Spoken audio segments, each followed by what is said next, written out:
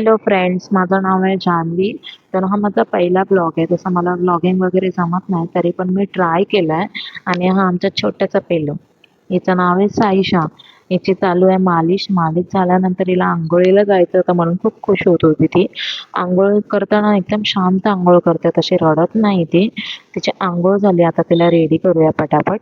तसं ही आता मला काजळ लावू देणार नाही, तर ही झोपली ना तर हिला काजळ लावते. आणि हिला पाण्यात टाकलं. पटकन आता भांडी वगैरे धुवून घेऊया. भांडी भरपूर होती. भांड्यांना चांगलं साफ करून घेतलं आधी. मग घासून धुवून घेतले. किचन धुवायचं होतं मला. किचन पण एकदम साफ करून घेतला. तोपर्यंत आमच्या मॅडम उठल्या होत्या, तर तिला तिला जाऊन बघते तर ती मला हसत होती बघून.